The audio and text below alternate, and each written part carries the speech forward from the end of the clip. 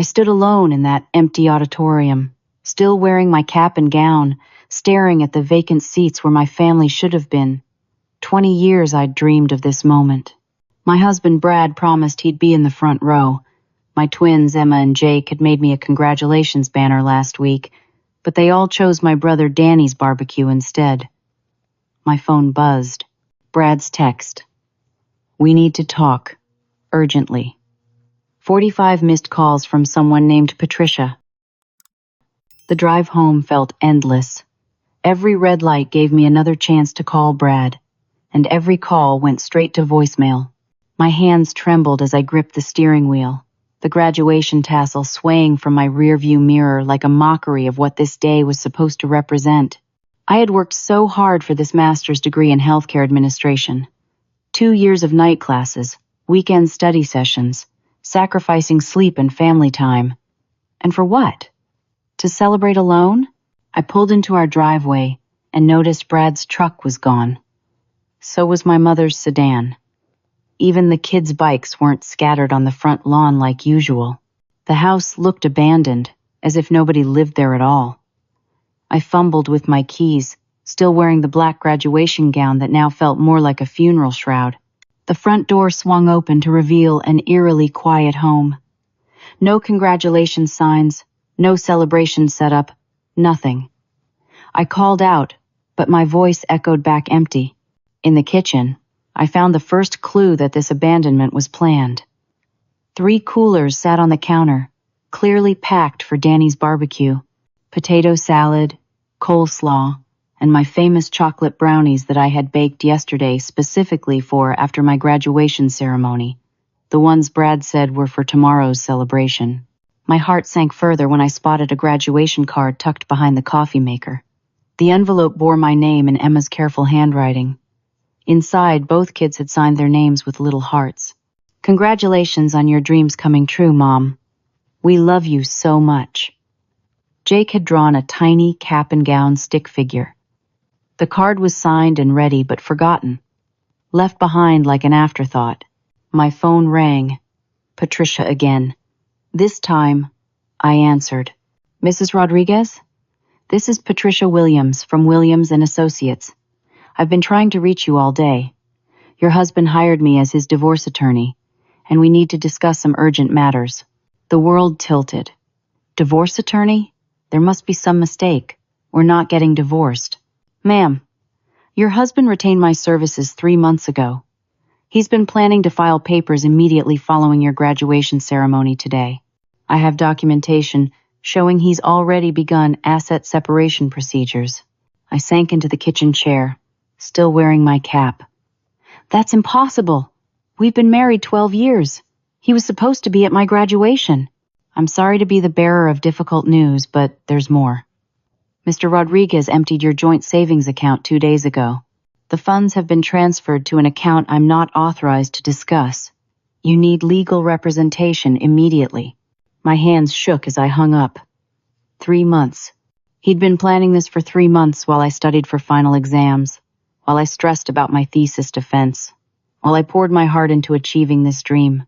Every encouraging word, every "I'm proud of you" had been lies.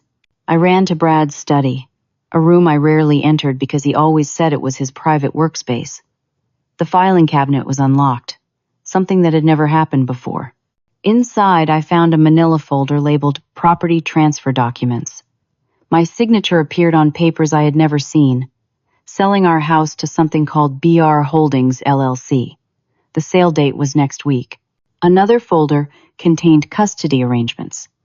Brad was requesting full custody of Emma and Jake, citing my unstable mental health due to academic stress and inability to prioritize family needs. The papers were already filed with the county court. My graduation day wasn't chosen randomly. He wanted me to discover this betrayal at my moment of greatest triumph. I called Danny's number with trembling fingers. "Tracey, how was graduation? Sorry we couldn't make it, but this barbecue was already planned and..." "Stop lying, Danny. I know Brad paid you." Silence. Then a heavy sigh. "He gave me $5,000, Tracey. My restaurant is 3 months behind on rent. I'm about to lose everything. So you chose to help him destroy me on the most important day of my life? He said you wouldn't mind. He claimed you wanted a quiet celebration anyway, that big crowds make you nervous now. Another lie. I loved celebrations. Brad knew how much I had looked forward to having my family watch me walk across that stage. What else did he tell you? He said you've been acting strange lately. Paranoid. That you accused him of cheating when he's been nothing but supportive. Danny, I thought I was helping both of you by giving you space to work things out. The betrayal cut deeper. Not only had Brad orchestrated this abandonment, but he'd also been poisoning my own brother against me. I thought about all the times recently when Danny had seemed distant, when his wife Susan barely spoke to me at family gatherings. They all thought I was losing my mind. Danny, he's filing for divorce. Today. He's been planning this for months. That can't be right.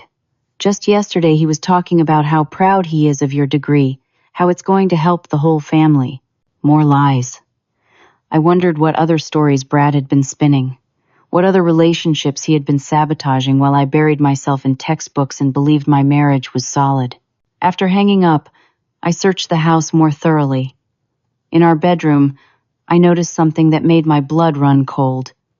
A tiny camera, no bigger than a button, attached to the lampshade facing our bed. How long had that been there?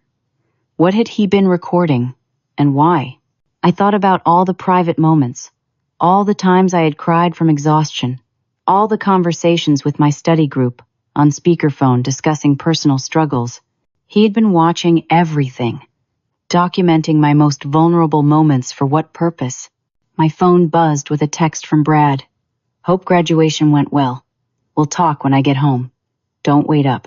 The casual cruelty of it broke something inside me. He knew exactly how graduation had gone because he had orchestrated every painful detail. And now he was texting as if he cared, as if he hadn't just destroyed everything I thought was real about my life. I spent the night going through that hidden camera footage, and what I discovered shattered everything I thought I knew about my marriage. The device had been recording for 8 months. 8 months of my private conversations, my vulnerable moments, my struggles with balancing motherhood and education. But worse than the invasion of privacy were the visitors Brad brought to our bedroom when I was at clinical rotations. Morgan, my best friend since nursing school. The woman who had helped me study for the NCLEX, who had been my maid of honor, who had watched my children countless times when Brad claimed he was too busy with work. There she was, in my bed, in recordings from February, March, April. Month after month of betrayal happening in my own home while I trusted them both completely. I fast-forwarded through hours of footage until I found them talking, instead of just being physical. Their conversations revealed a planning process that was methodical and cruel. She's starting to suspect something, Morgan said in one recording from April. Yesterday she asked me if I thought Brad seemed distant. Perfect. That means the gaslighting is working. Dr. Reeves said the anxiety medication I've been putting in her morning coffee should make her more paranoid and emotional. A few more weeks of that, and I'll have everything I need to prove she's mentally unstable. My stomach lurched. The morning coffee Brad made me every day before classes, the special blend he said helped him show love through small gestures. He'd been drugging me. No wonder I'd been having panic attacks during clinical rotations. No wonder my emotions had felt so unstable lately. I thought it was stress from school. What about the kids? Morgan asked in another recording. They already think she loves her books more than them. I've been telling them she said graduation was more important than family time. Yesterday, Jake asked me why Mommy doesn't want to play anymore. The manipulation of my children was the cruelest cut. Every time I had studied late, Brad told them I was choosing school over them. Every time I missed a soccer game for class, he reinforced the narrative that their mother didn't prioritize family. He had been systematically turning my own children against me while I worked to build a better future for all of us. I found text messages on an old phone hidden in his closet. The conversation between Brad and Morgan was extensive, dating back over a year.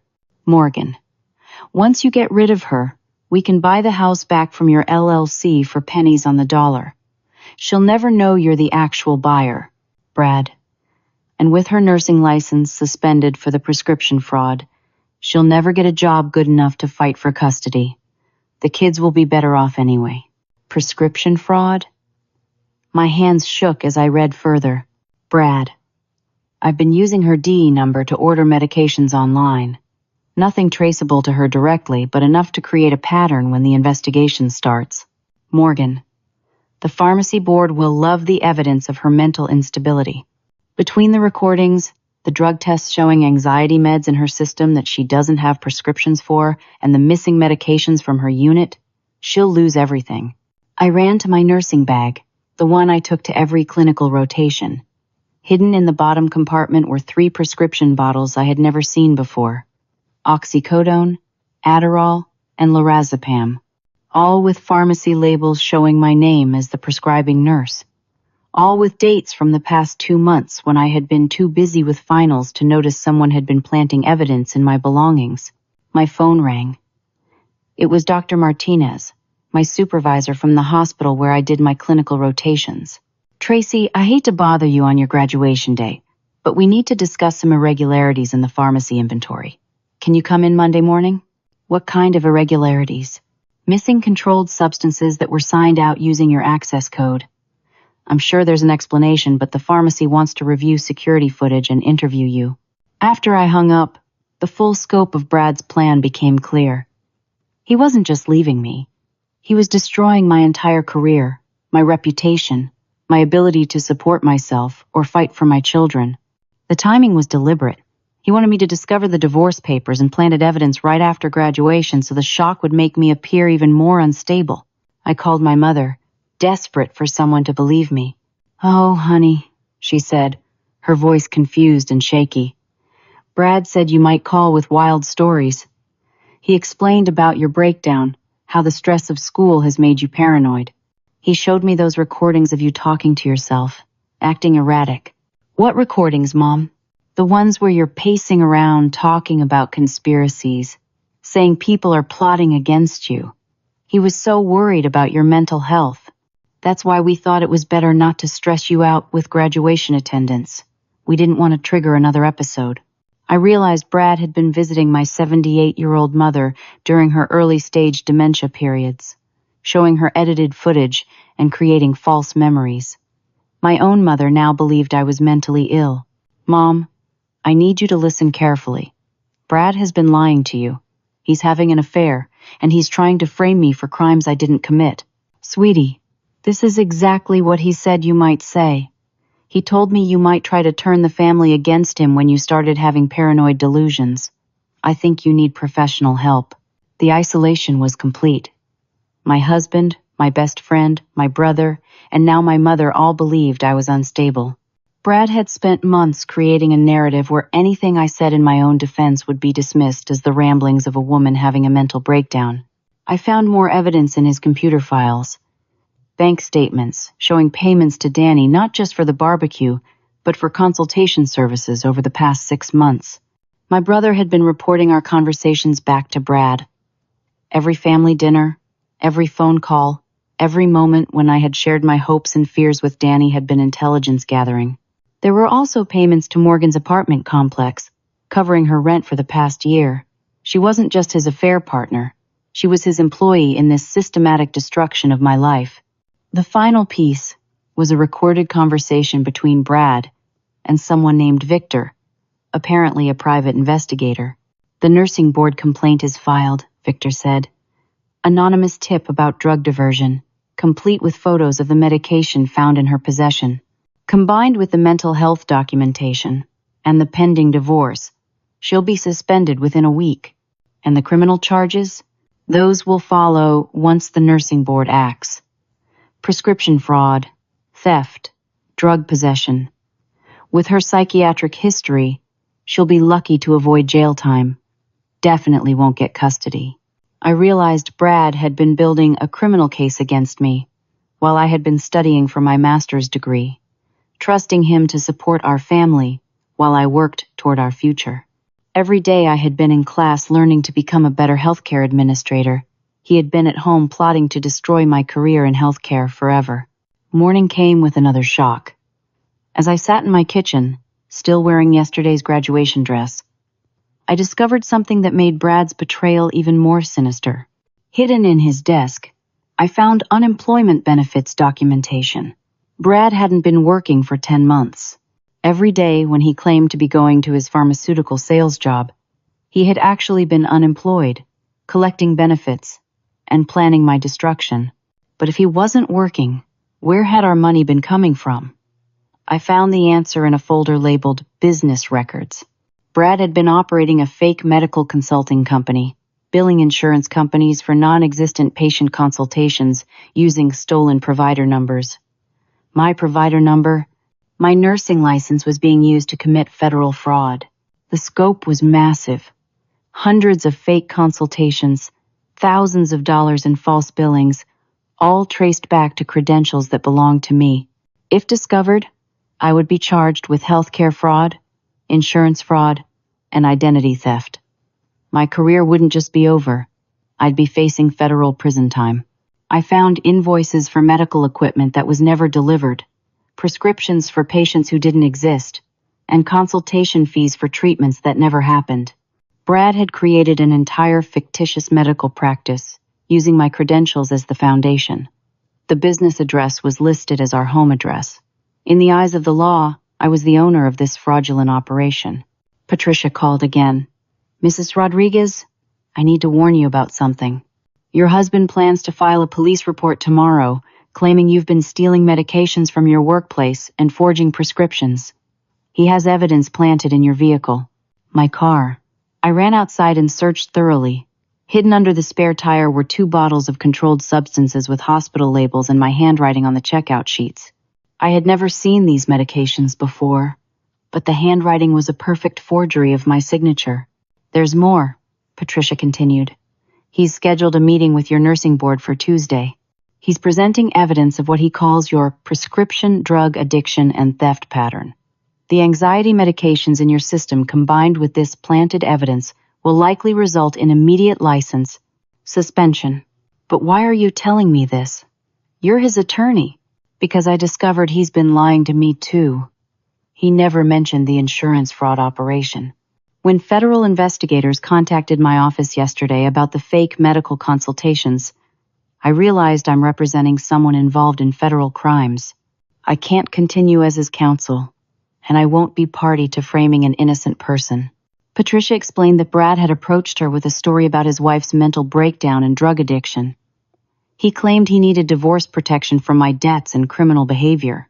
She had believed him until federal investigators showed her evidence of the fraudulent medical consultations tied to my nursing credentials. "The investigators want to meet with you. They've been tracking this fake medical practice for months. They know the handwriting analyses don't match, and the security footage from your hospital shows someone else accessing your credentials." I felt a flicker of hope for the first time in 24 hours. Someone believed I was innocent. But Brad wasn't finished. I found a journal in his nightstand that detailed his complete strategy. Entry after entry described his planning process with clinical precision. Day 23. Tracey showing signs of stress from medication. Increased crying episodes will look good on camera. Morgan suggests increasing dosage. Day 45. Children asking fewer questions about mommy's behavior. Jake said she seems different lately. Perfect. Day 67. Planted first batch of medications in nursing bag. If discovered early, will claim she's self-medicating for stress. Day 89. Insurance fraud investigation starting soon. Need to ensure Tracey appears mentally unstable when questioned. The entries revealed a level of calculation that was terrifying. This wasn't a man who had fallen out of love or made impulsive decisions. This was someone who had methodically planned the destruction of another human being for almost a year. I found correspondence with Emma and Jake's schools.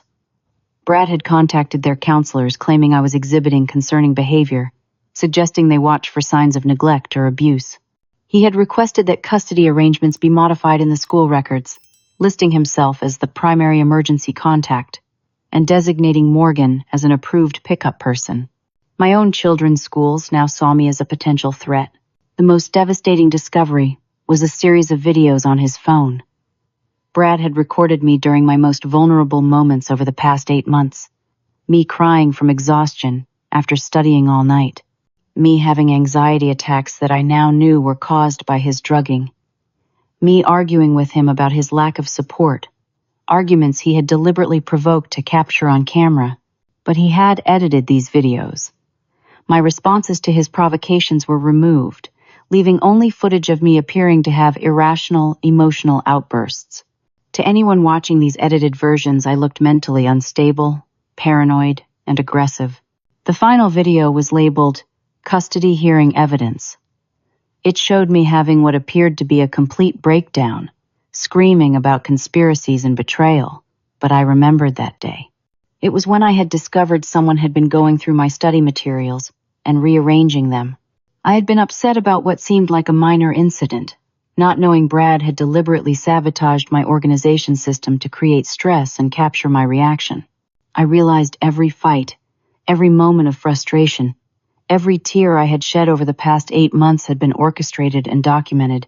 Brad had been producing a movie designed to portray me as an unfit mother and unstable person. The starring actress had no idea she was performing. My phone buzzed with a text from Morgan. "Girl, I'm worried about you. Brad says you've been acting paranoid lately. Want to grab coffee and talk?" The audacity was breathtaking. She was still pretending to be my concerned friend while actively participating in my destruction. I wondered how many of our previous coffee dates had been intelligence-gathering missions, how many times she had comforted me about problems she had helped create. I needed help, but I couldn't trust anyone in my circle. Brad had been systematically poisoning every relationship I had, creating a web of surveillance and manipulation that left me completely isolated. Tomorrow, he planned to report me to the police. By next week, I would be facing criminal charges, divorced, unemployed, and separated from my children. But Patricia had given me one crucial piece of information. Federal investigators were already involved, and they suspected the truth. I had one chance to tell my story before Brad's version became the official record. I arrived at Danny's barbecue party unannounced, still wearing my graduation dress from yesterday. The sight that greeted me confirmed how deep this conspiracy ran. My entire extended family was there celebrating what they believed was Danny's restaurant's success. But I could see Brad's influence everywhere. My Aunt Carol approached with a concerned expression. "Tracey, honey, we heard about your breakdown yesterday. Are you feeling better?" "Breakdown? What breakdown?" "Danny told us you had some kind of episode before graduation.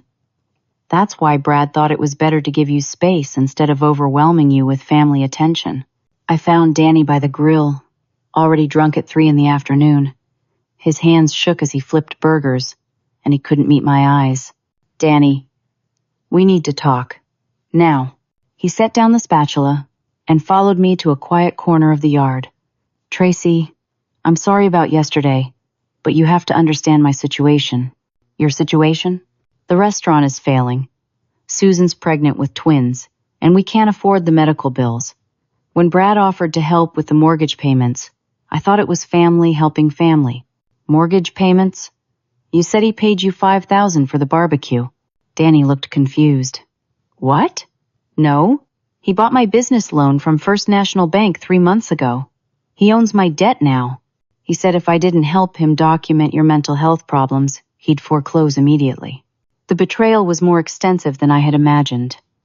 Brad didn't just pay my brother to sabotage me. He had purchased the power to destroy Danny's life too.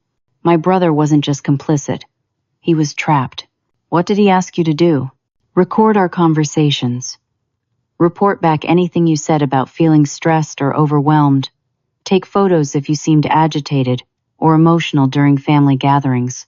I thought about every family dinner over the past few months, every private conversation where I had confided in Danny about the challenges of balancing school and family. My brother had been wearing a wire, documenting my struggles to help Brad build his case for my mental instability. "There's more," Danny continued, his voice breaking.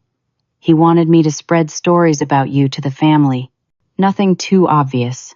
Just little comments about how you've been acting strange lately, how school has changed you. I looked around the party and realized every relative was looking at me with pity and concern. They all believed I was mentally ill because Danny had been planting seeds for months. And Mom? He's been visiting her twice a week. She gets confused about who's who sometimes because of the dementia, and Brad has been telling her stories about you stealing money from her bank account. He showed her fake bank statements with your name, on withdrawals you never made. My mother was sitting in a lawn chair, looking frail and confused. Brad had exploited her cognitive decline to turn her against me, creating false memories of financial abuse that would be impossible to correct. Yesterday, he convinced her to sign new will documents. She removed you as beneficiary and made him the executor of her estate. I felt like I was drowning. Not only had Brad destroyed my marriage and career prospects, but he had also stolen my inheritance and poisoned my relationship with my aging mother. Susan approached us, her pregnant belly prominent. Danny told me everything last night, she said quietly. We had no idea how bad this was. We thought Brad was just concerned about your stress levels. What exactly has been happening? The phone calls, Susan explained. Brad called us every few days asking about your behavior when you visited. He said you had been having paranoid episodes, and he was worried about the children's safety. We thought we were helping him monitor a mental health crisis. Every Sunday dinner, every family gathering had been a surveillance operation. My relatives weren't just enjoying family time. They were gathering intelligence for Brad's campaign against me. He asked us to document any time you seemed emotional or irrational. Susan took photos of you crying at Emma's birthday party last month. I remembered that day. I had cried because I was overwhelmed with gratitude watching my family celebrate together, not because I was having a breakdown. But in the context Brad had created, my emotions were evidence of instability. Emma and Jake appeared at my side, looking confused and hurt. Mommy, why didn't you want us at graduation? Emma asked. Daddy said you told him family would make you too nervous. And why are you wearing the same dress as yesterday? Jake added. Daddy said you might start acting weird because of your brain medicine. My children had been told their mother was taking psychiatric medication and couldn't handle their presence at important events. Brad had poisoned their understanding of our relationship while positioning himself as their protector from my supposed mental illness. Kids, Daddy lied to you about many things. I wanted you at graduation more than anything in the world. But we saw the camera videos, Emma said. Daddy showed us ones where you were yelling about people trying to hurt you. It scared us. Brad had shown my children edited footage designed to make me appear dangerous and unstable. My own kids had been viewing me as a threat to their safety. Danny pulled me aside again. There's something else. The celebration today isn't really about the restaurant. It's celebrating Mom signing the new will. Brad threw this party specifically to mark the day he gained control of her finances. I looked around at my family enjoying the barbecue, laughing and celebrating, completely unaware they were participating in the systematic theft of my inheritance and destruction of my life. Why are you telling me this now? Because Susan made me realize what we've been part of. Last night, she asked me how I'd feel if someone did this to her. If someone turned our kids against her and stole our home while she was pregnant and vulnerable. Danny began sobbing. I've been helping him destroy my own sister to save my restaurant. What kind of person does that make me? For the first time since this nightmare began, I felt like someone in my family was on my side. But the damage was already done. My mother's will was changed. My children feared me. My extended family believed I was mentally ill, and Danny's business would be foreclosed if he stopped cooperating with Brad. We have to find a way to fix this, I said.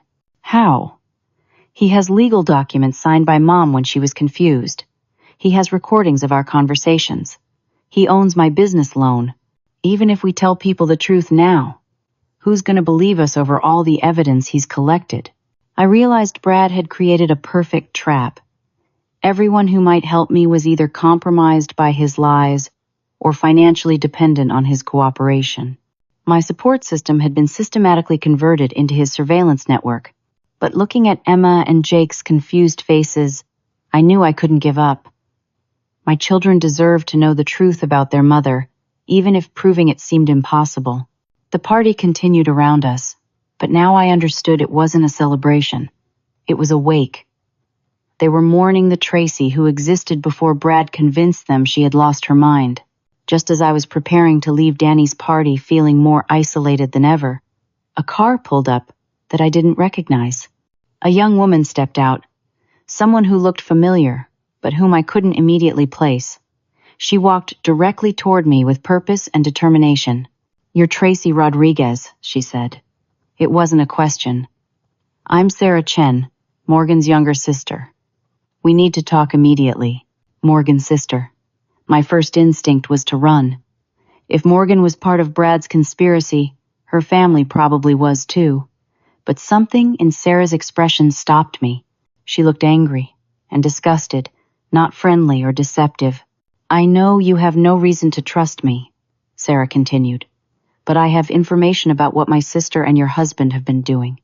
It's much worse than you think." She led me to her car, away from my family members who were still enjoying the barbecue. From her purse, she pulled out a tablet and several manila folders. "I work in healthcare administration at Regional Medical Center. 3 weeks ago, I noticed irregularities in our billing system. Fake consultations, non-existent patients, fraudulent insurance claims, all traced back to nursing credentials belonging to someone named Tracey Rodriguez." My heart sank. The fraud was more widespread than I had discovered. I knew that name sounded familiar, so I asked Morgan about you. She got defensive and nervous, which made me suspicious. So I started investigating. Sarah showed me printouts of fraudulent medical billings from 3 different hospitals across the state. The scope was massive, tens of thousands of dollars in false claims, all using variations of my nursing credentials. This isn't just local fraud. This is a multi-state operation. Morgan has been using her position as an administrator to access nursing credential databases at multiple facilities. She's been selling legitimate nurse information to people who create fake medical practices. How many nurses are involved? At least 12 that I've identified so far. All of them women. All of them going through major life transitions like divorce, job changes, or continuing education. People who might not notice irregularities immediately. Sarah explained that Morgan and Brad weren't just targeting me. They were running a systematic operation that victimized female nurses across the region, using their credentials for elaborate insurance fraud schemes. But you were special. You were the main target because Morgan could access your personal information so easily. She's been gathering intelligence on you for over a year, not just for the affair, but for this fraud operation. Sarah showed me recordings she had secretly made of Morgan's phone conversations over the past 2 weeks. Her sister had been bragging about the elaborate plan to frame me for crimes I didn't commit. Listen to this one from last Tuesday. Morgan's voice came through clearly. "The stupid bitch has no idea we've been using her credentials for months. When the investigation starts, she'll take the fall for everything. Brad's documentation of her mental breakdown is perfect. Nobody will believe her over the evidence we've planted." And this conversation from yesterday. "Brad's worried she might figure something out before we finish. I told him not to worry. Even if she discovers some of it, we've destroyed all her credibility. Her own family thinks she's crazy. The federal investigators will see exactly what we want them to see." Sarah had been recording these conversations because she suspected her sister was involved in something criminal, but she hadn't realized the scope until she connected the billing fraud to my name. There's more. Morgan's been stealing from the hospital's charity fund for underprivileged patients. She's taken over $30,000 in the past 6 months and created fake documentation showing the money went to patient care. The cruelty was staggering. Not only were they stealing from insurance companies, but they were also robbing healthcare resources meant for poor patients. I have security footage from our hospital showing Brad in the building after hours. Morgan gave him access to steal medical supplies that they've been selling online. Prescription pads, controlled substance containers, even patient information for identity theft. Sarah showed me video of Brad walking through hospital corridors at night, filling boxes with supplies. Morgan was with him, using her administrative access to disable security cameras in certain areas. The timeline is clear. They've been planning to pin everything on you and disappear. Next week, they were going to submit anonymous tips to federal investigators about your suspicious activities. By the time anyone figured out the truth, they'd be gone with hundreds of thousands of dollars. Where were they planning to go? Costa Rica. They already have plane tickets for next Friday. New identities, offshore bank accounts, everything arranged. Sarah handed me a flash drive. This contains copies of all the evidence I've gathered. Financial records, security footage, recorded conversations, documentation of the multi-state fraud operation. It's everything federal investigators need to understand the real scope of this conspiracy. Why are you helping me? Morgan is your sister. Sarah's expression hardened. Morgan has been stealing and lying her entire life. When we were kids, she convinced our parents I was the one shoplifting when she was actually running a theft ring at school. She destroyed my relationship with our family for years with her lies. But this is different. This could send her to prison. Good. She's hurt too many people for too long. And what they're doing to you is evil. You're trying to improve your life through education and hard work, and they're destroying you for their own profit. Sarah explained that she had been documenting everything for weeks, waiting for the right moment to act. When she learned about the graduation day setup, she realized how comprehensive and cruel their plan really was. I spoke with Dr. Martinez yesterday.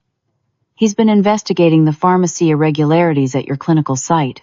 He's suspicious about the missing medications, but he doesn't have enough evidence to prove tampering. This flash drive changes everything. What about my nursing license?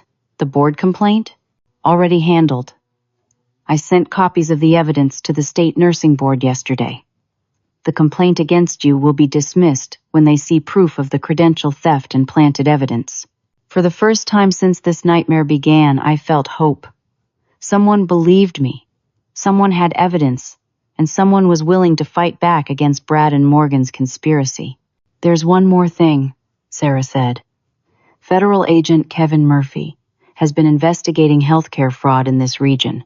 He's my cousin. I've already contacted him about your case. He wants to meet with you tonight. Tonight? The evidence is overwhelming, but they need your cooperation to catch Brad and Morgan in the act. Are you willing to help bring them down? I looked back at the barbecue party where my family was still celebrating, completely unaware that everything was about to change. My children were playing on the swing set, laughing and happy despite the lies they'd been told about their mother. What do I have to do? Sarah smiled for the first time. Help us record a confession. Agent Kevin Murphy met us at a coffee shop 20 minutes away from Danny's party. He was younger than I expected, probably early 30s, with an intensity that made me feel like this case was personal for him. Sarah introduced us, and he immediately got down to business. Mrs. Rodriguez, I've reviewed all the evidence Sarah collected.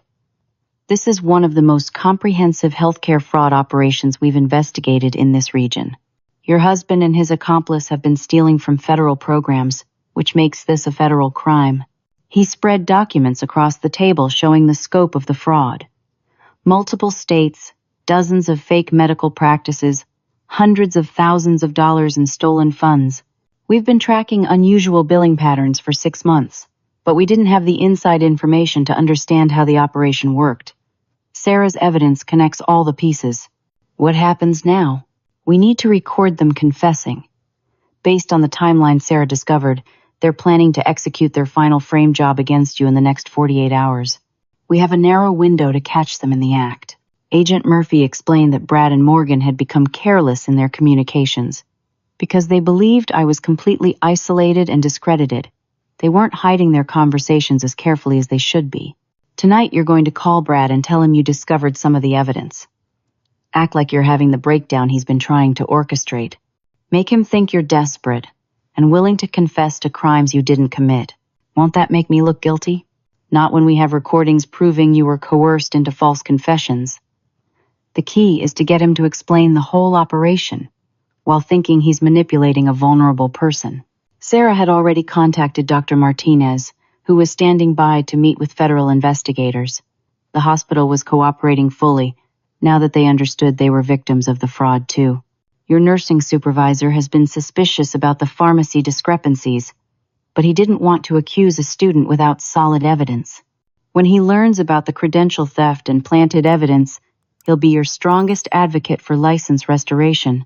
Agent Murphy handed me a small recording device. This is state-of-the-art. It will pick up everything said within 15 feet and transmit to our monitoring station in real time. If you feel unsafe at any point, just say the word graduation, and we'll intervene immediately.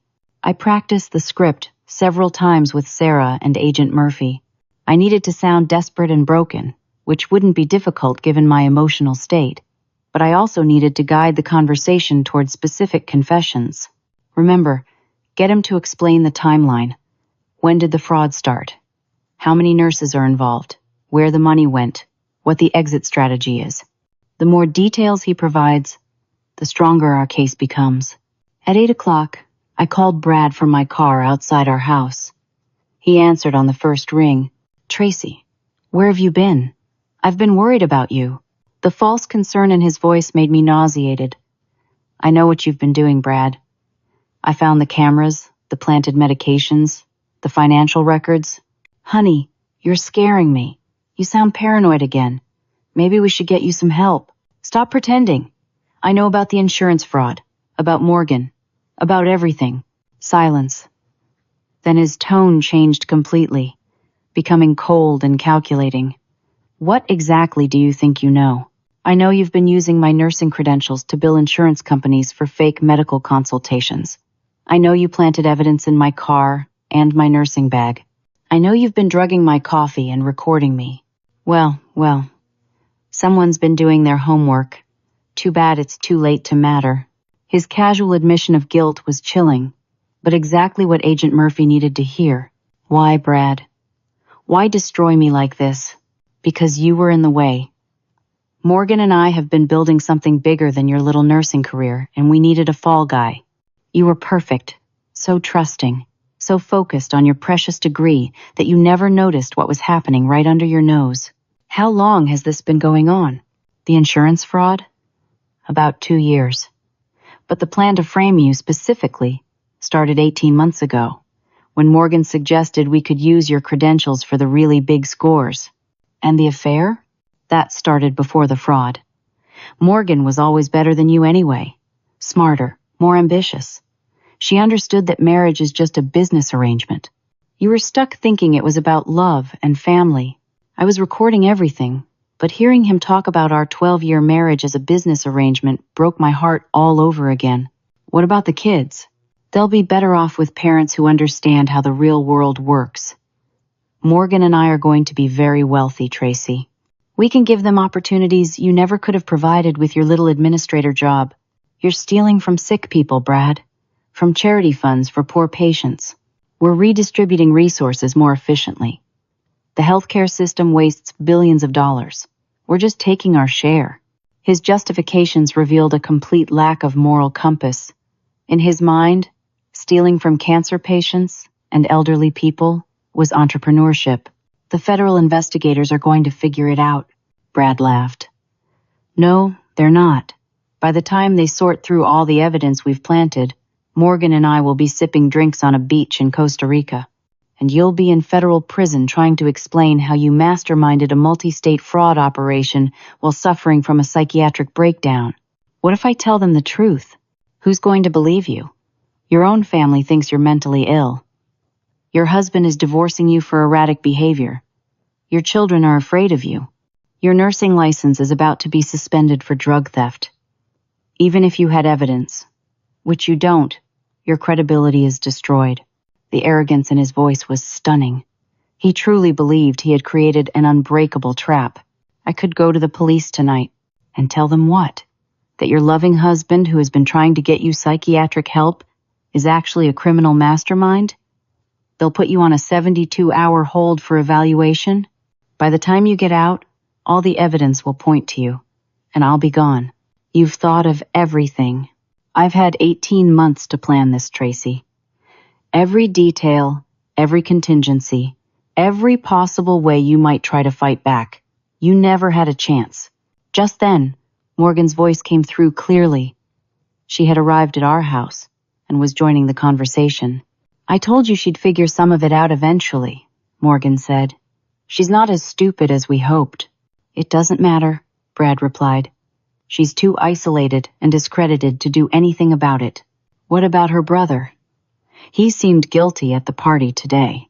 Danny won't say anything. I own his restaurant loan, and his pregnant wife needs the income. He'll keep quiet to protect his family. Morgan's voice became cruel and mocking. Poor little Tracey worked so hard for her master's degree. Too bad she'll never get to use it. Federal prison doesn't have much need for healthcare administrators, although she might find her nursing skills useful when her cellmates need medical attention, Brad added, and they both laughed. The casual cruelty of their conversation was exactly what Agent Murphy needed to hear. They had confessed to multiple felonies while revealing their complete lack of remorse for the lives they were destroying. I should go inside, I said. We need to talk about the children. Actually, there's nothing to discuss. The custody papers are already filed. Emma and Jake will stay with me and Morgan. You won't be in any condition to take care of children for a very long time. What do you mean? The federal charges we're arranging will carry a minimum sentence of 5 to 7 years. Even if you somehow prove your innocence, which you can't, the legal process will take years. The kids can't wait that long for stability. I realized they weren't just planning to frame me for crimes and steal my money. They were planning to permanently separate me from my children by ensuring I faced serious prison time. Is there anything you want to say to them before everything changes? Tell them their mother loves them more than anything in the world, and someday they'll understand the truth. No, I don't think they will. Children adapt quickly to new situations. Give them 6 months with Morgan as a stepmother, and they'll forget you ever existed. The recording device captured everything. Brad and Morgan's complete confession, their timeline, their methods, their future plans, and their utter lack of remorse for destroying an innocent person's life. I'm coming inside, I said. Actually, don't bother. Pack a bag and go stay somewhere else tonight. Tomorrow morning, the police will be very interested in talking to you about some missing medications from the hospital. It would be better for everyone if you weren't here when they arrive. I ended the call and immediately signaled Agent Murphy, who had been listening to the entire conversation from his surveillance van parked down the street. Within minutes, federal agents surrounded our house while Brad and Morgan were still inside celebrating their apparent victory.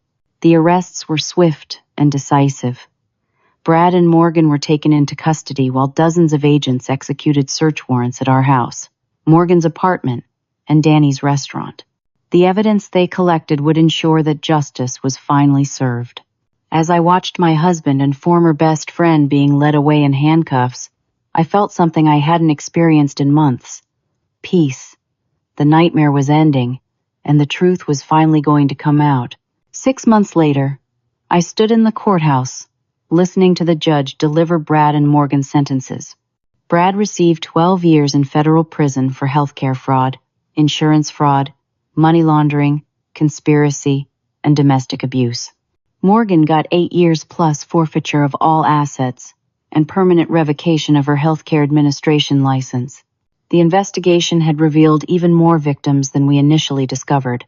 17 nurses across 4 states had been targeted by their operation.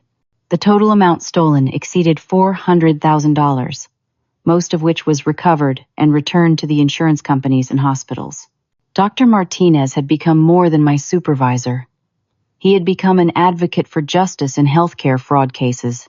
He testified at the trial about the sophisticated nature of the credential theft and how difficult it would have been for victims to detect the crime. Mrs. Rodriguez displayed exactly the behavior we'd expect from someone being systematically victimized, he told the court. Her dedication to her education, her trust in family relationships, and her professional integrity made her an ideal target for this type of fraud. My nursing license was not only fully restored, but I received a commendation from the state board for assisting in the federal investigation. The hospital offered me a promotion to head of quality assurance, specifically to help them develop better fraud prevention protocols. The children had struggled initially with understanding how thoroughly they had been manipulated. Family therapy helped Emma and Jake process the betrayal and rebuild trust in our relationships. Dr. Patricia Williams, the family therapist, explained that children are remarkably resilient when given honest information and consistent support. Your kids were victims too, she told me. They're learning that love doesn't involve manipulation or lies. Your honesty about what happened is teaching them valuable lessons about integrity and courage. Emma wrote an essay for her 7th grade English class about her mother's bravery in fighting back against injustice. Her teacher, Mrs. Robinson, called to tell me how inspiring the essay was and asked permission to share it with other students. Emma wrote about how you taught her that being a victim doesn't mean staying a victim, Mrs. Robinson said. She's proud of having a mother who fights for truth even when it's scary. Jake's soccer coach mentioned that my son had been talking about how his mom caught the bad guys like a detective. The pride in his voice when he talked about my courage made all the pain of the past year worth enduring. Danny and Susan's relationship with our family had been completely rebuilt. Danny testified against Brad at trial, providing crucial evidence about the financial coercion and family manipulation. With Brad's fraudulent loan ownership exposed, Danny was able to refinance legitimately and save his restaurant. I'll never forgive myself for helping him hurt you, Danny said at our first family dinner after the trial. But I'll spend the rest of my life making sure nothing like this ever happens again. Susan named one of their twins Tracey, after me. We want her to grow up knowing about the strongest woman in our family, she said at the baptism. My mother's condition had stabilized with proper medical care, and the stolen inheritance was fully restored through asset forfeiture from Brad's conviction. More importantly, her memories of our relationship returned as the false narratives Brad had planted faded away. I'm so proud of my daughter, the graduate, she said at my delayed graduation ceremony. And I'm proud of my daughter, the crime fighter. The delayed graduation ceremony was organized by my master's program 6 months after the original date.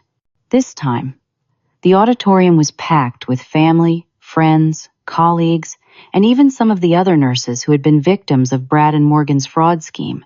Dr. Martinez gave a special speech about how my case had led to improved fraud prevention protocols at medical facilities across the region. Tracey Rodriguez didn't just earn her degree, he said. She earned justice for healthcare workers everywhere. Sarah Chen had become one of my closest friends. Her courage in exposing her own sister's crimes had led to a job offer with the FBI's healthcare fraud division. Sometimes doing the right thing means standing up to people you love, she said. You taught me that. The financial settlement from the civil lawsuit against Brad and Morgan allowed me to pay off our mortgage completely and establish college funds for Emma and Jake. More importantly, it provided resources to start a nonprofit organization helping healthcare workers who become victims of credential theft and fraud. The Integrity in Healthcare Foundation partnered with nursing schools across the region to provide education about fraud prevention and support services for victimized healthcare workers. Our first annual conference drew over 300 attendees. Fraud doesn't just steal money, I told the audience in my keynote speech. It steals trust, careers, and lives. But survivors can rebuild stronger than before. Agent Murphy had become a friend and frequent speaker at our foundation events. Tracey's case changed how we investigate healthcare fraud, he explained to audiences. We now look for patterns of personal relationship manipulation, not just financial irregularities. The most meaningful change was in my relationship with Emma and Jake. They had learned valuable lessons about trust, integrity, and courage that would serve them throughout their lives. Family therapy had brought us closer together than we had ever been before. Mom, will you teach us how to spot liars? Jake asked one evening while we were doing homework together. I'll teach you how to trust your instincts and verify important information, I replied. But more importantly, I'll teach you to be the kind of person others can trust completely. Dr. Martinez and I had begun dating after a respectful waiting period following my divorce. He understood the importance of rebuilding trust slowly and naturally. Emma and Jake approved of the relationship because they could see his genuine care for our family's well-being. Dr. Martinez doesn't try to be our dad, Emma explained to her friend. He's just someone who makes Mom happy and treats us with respect. The relationship developed organically, through shared work on fraud prevention initiatives and mutual respect for each other's professional integrity. Unlike my marriage to Brad, this relationship was built on honesty, shared values, and genuine partnership. My work in fraud prevention had become a calling rather than just a career.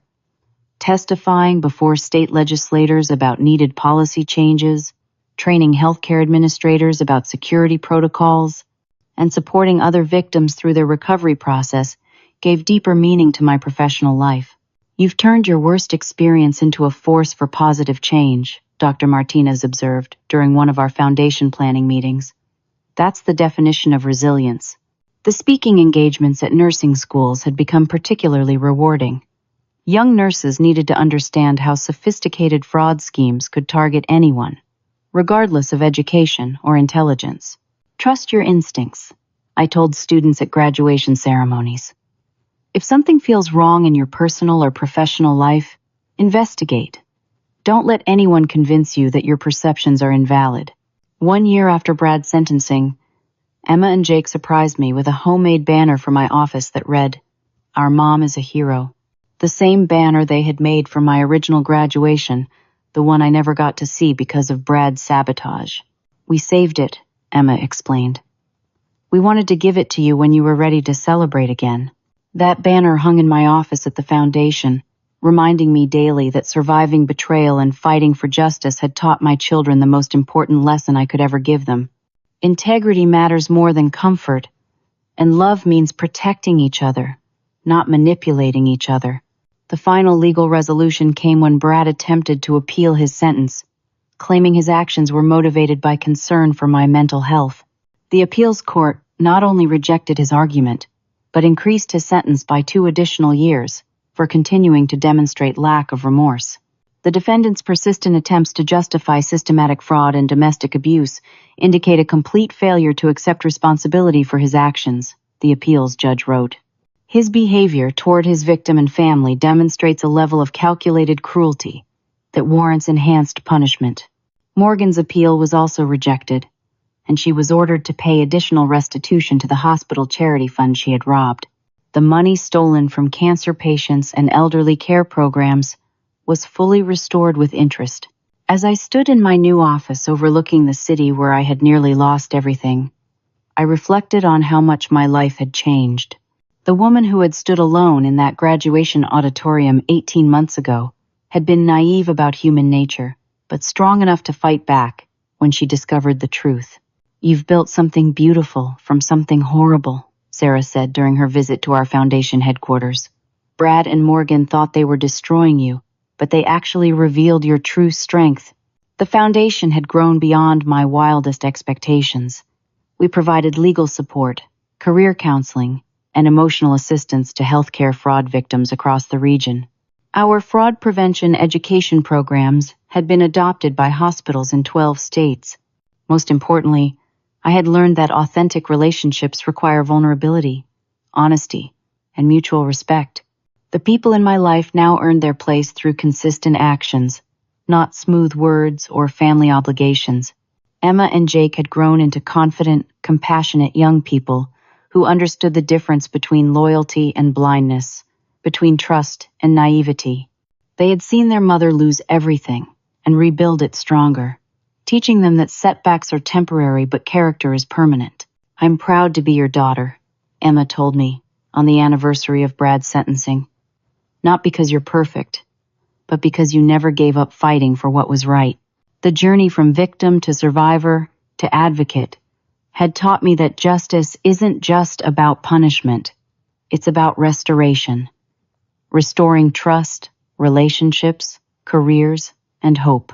The nightmare Brad and Morgan created had ended, but the positive changes it sparked would continue for years to come. Looking back, I realized that graduating with my master's degree had been just the beginning of my education. Learning to recognize manipulation, fight for truth, and rebuild after betrayal had been the most important lessons of my life. Now, when I spoke to audiences about healthcare fraud prevention, I always ended with the same message. Your worst day might become the foundation for your greatest strength. Never let anyone convince you that seeking truth and fighting for justice isn't worth the effort. It always is. The phone rang in my office. Another healthcare worker needed help after discovering credential theft. Another person who thought their world was ending but didn't yet know they had the strength to rebuild it better than before. Integrity in Healthcare Foundation. This is Tracey Rodriguez. How can we help you fight back? The work continued, and justice continued to be served, one case at a time. Before I finish this story, I want to ask you something. Have you ever had to choose between staying quiet to keep peace or speaking up to protect yourself? Sometimes the people closest to us are the ones who hurt us most, but finding the courage to stand up for truth can change everything. What would you do if you discovered your family was working against you? Thank you for listening to this journey of betrayal, courage, and justice. I hope Tracey's story reminds you that no matter how dark things seem, you always have more strength than you know. Please share this story with someone who might need to hear it. Give it a thumbs up if it moved you. Subscribe for more stories of resilience and justice. And let me know in the comments what you learned from Tracey's experience. Remember, you're stronger than you think, and you deserve relationships built on truth, not lies.